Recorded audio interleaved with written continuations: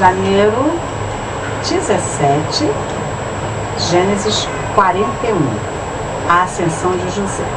Passaram-se 2 anos. José continua preso lá na prisão especial para os funcionários do faraó. O copeiro se esqueceu completamente dele.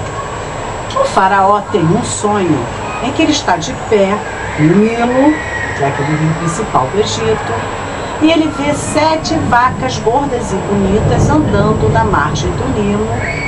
E atrás dessas vacas gordas e bonitas vem 7 vacas magras e feias que vão emparelhando com as outras e comem as outras.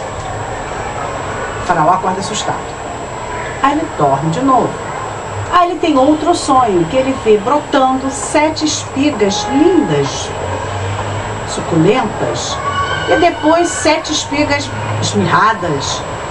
E depois as esmirradas devoram as suculentas. Ele acorda assustadíssimo. Aí manda chamar os magos e os sábios do Egito, porque ele quer saber o que significa aqueles sonhos, né? Os magos e os sábios não conseguem interpretar o sonho do faraó. Fica aquela confusão lá. O copeiro, vendo a confusão, se lembra que no tempo em que ele estava preso, um rapaz lá, que era hebreu, interpretou o sonho dele direitinho. Aí ele vai e conta para o faraó. Faraó, me desculpa, eu pequei.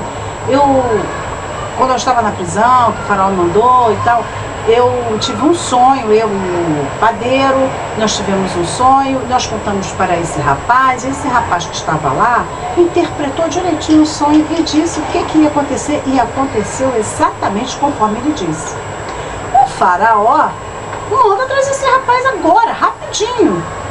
Aí pegaram José, tiraram da prisão, deram um banho nele, fizeram a barba, cabelo, bigode, botaram uma roupa bonita, porque ninguém vai se encontrar diante do rei mal vestido.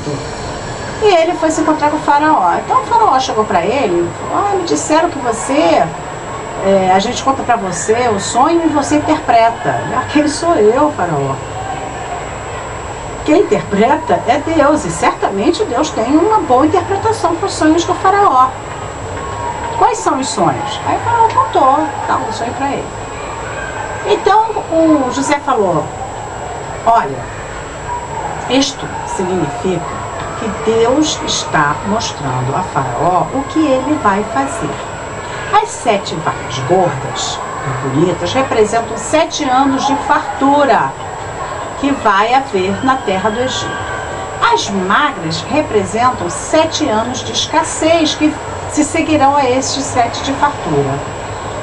Então, e a mesma coisa se aplica ao sonho com as espigas.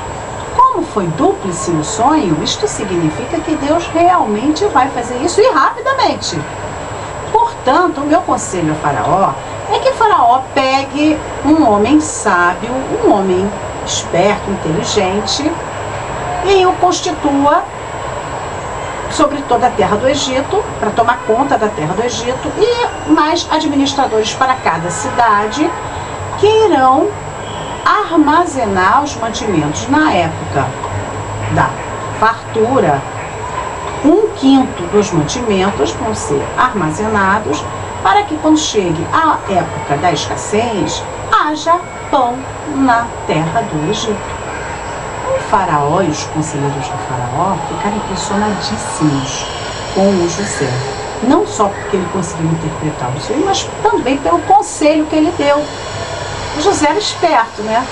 Aí, falaram assim, o faraó falou assim para ele: olha, tendo em vista que Deus deu a você esse dom de interpretar, Ele falou com você o que significa, nós não conhecemos na terra do Egito nenhum homem que seja tão sábio quanto você. Você tem um espírito dos deuses, Elohim. Você tem um espírito dos deuses. Então, você vai ser esse homem. eu vou colocar você como autoridade máxima no Egito. Acima de você, só eu. O que você falar, todos vão ter que obedecer. O José ficou pasmo. Aí o faraó pegou o anel dele, que tem o sinete, né, o selo que marcava, deu para o José, colocou na mão do José, vestiu o José de linho fino, que era a roupa que era mais cara, né, roupa de linho, e deu a ele um colar de ouro. E ainda mandou que fosse dado para ele o melhor carro do reino, depois do carro do faraó. E mandou um homem ir na frente dele, gritando, ajoelhem, ajoelhem. Autoridade máxima do Egito. Isso é o plano de Deus. Muitas vezes Deus nos coloca numa situação difícil para depois nos elevar.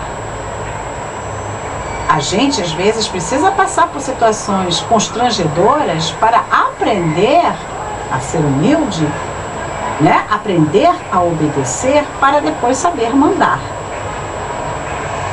Não ser autoritário, não ser aquele, né, déspota que fala as coisas e sem menor consideração, sem misericórdia, sem compaixão pelas pessoas. Porque ele sofreu, ele sabia tratar as pessoas. O que aconteceu? O faraó mandou que a filha de um sacerdote de On casasse com o José. Essa moça, o pai dela, era sacerdote de uma cidade que ficava perto de Goshen, que foi o lugar onde depois os judeus, os hebreus no caso, ficaram. E era o lugar onde se adorava o sol. Mas depois do casamento, então José começou logo a fazer a administração conforme ele tinha explicado para o faraó que deveria ser feito. Começou a juntar, né, colocou administradores em cada cidade que armazenavam 1/5 de toda a produção para o tempo das vacas magras, né? E assim foi feito. Antes de chegar esse tempo da escassez, o José teve 2 filhos. O primeiro, primogênito, ele chamou de Manassés, que quer dizer fez esquecer. Porque Deus me fez esquecer de todo o trabalho, de todo o sofrimento que eu tive aqui nessa terra e também da família, da minha família. Porque ele devia ficar o tempo todo saudoso da família. E agora ele tinha uma família, mulher e filhos. E o segundo filho se chamou Efraim, e quer dizer fruto, porque Deus me fez frutificar e prosperar nessa terra. Então José, que aos 17 anos foi vendido como escravo por inveja dos irmãos, passou 13 anos comendo pão que o diabo amassou mesmo, literalmente, nunca reclamou, sempre orando, sempre fazendo a vontade de Deus e sendo sempre abençoado onde ele estava. E culminou com a bênção maior de ser a maior autoridade no reino do Egito, que era o império da época, o que seria hoje os Estados Unidos, a maior potência. Que coisa impressionante isso. Bom, aí veio o tempo da escassez, fome em toda aquela região, ninguém tinha comida, mas no Egito havia pão. E o povo do Egito começou a ir atrás do faraó queremos comer. E o faraó, olha, procura o José, que o José que é responsável. O que ele falar, vocês fazem. E o José começou a vender mantimentos para o povo do Egito. Mais tarde, todo aquele povo daquela região soube que no Egito havia mantimentos e partiu para comer lá, né? Para comprar mantimentos lá. Inclusive a família do José. Mas isso para o próximo capítulo.